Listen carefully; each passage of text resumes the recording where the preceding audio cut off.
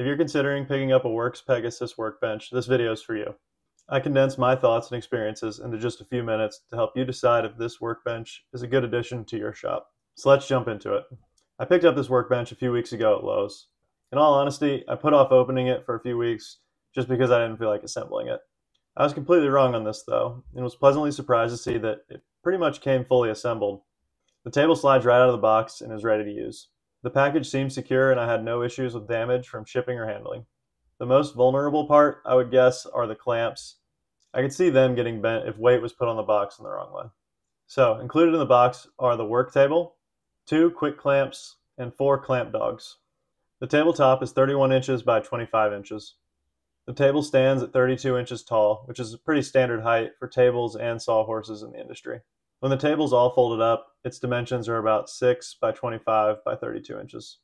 The table weighs 30 pounds and has a rated capacity up to 300 pounds as a table, but then up to 1,000 pounds as a sawhorse. The clamps are listed at 24 inches, but really the max capacity is about 18.5 inches. As I mentioned earlier, coming fully assembled is much appreciated. If you want to use the clamps, it really only takes about 10 seconds to get them installed. And when not in use, they store conveniently with the table, so there's no need to put them somewhere else and have to hunt them down when you want them. Switching between the table and sawhorse functions is also really quick and easy. It just takes a few seconds to press the releases and fold the table ends down. Despite the table being somewhat heavy at 30 pounds, it really transports pretty easily. There are some very natural hold points that facilitate this and allow you to move it around without much hassle. The table folds down pretty small, so it doesn't take up much floor space when not in use. The clamps and clamp dogs felt very strong.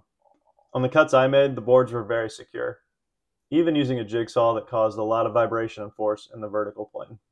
So all in all, this table has a lot of good things going for it. I did notice a couple of drawbacks though in the few days I've been using it. The biggest functional drawback I've noticed is the clamp size. As I mentioned earlier, it lists the clamp at 24 inches, but really you can only get about 18.5 out of it. This is good for a lot of projects, but leaves a bit to be desired. And really, the only other downside is the price.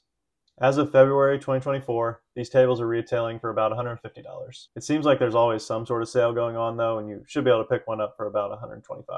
But even at that price, it's a pretty expensive sawhorse, especially if you're getting 2. I could pick up a pair of them at Lowe's, also with 1,000 pounds capacity, for only about $50. So for me personally, I think this is going to be a great addition to my shop. I was really lacking a tall, flat working surface, so this will really help fill that void. It's also really versatile, so not only am I going to use it in the shop, but I'll also use it for projects around the house. When I first saw this, I was originally deciding between getting 1 or 2. I ended up just going with 1 for now. In hindsight, I think that was a pretty good way to go about it.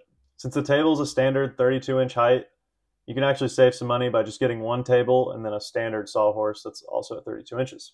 And as we talked about earlier, that can be a lot cheaper. Overall though, I'm glad I picked one of these up, and I'm sure it'll get frequent use for my projects. So if you're thinking about picking one of these up, I've dropped a link in the description for a good place to buy them on Amazon. Also, I'll update the pinned comment if my experience with these changes over time. Please drop any questions you might have in the comments below and I'll get them answered. Thank you for watching, and I'll catch you in the next one.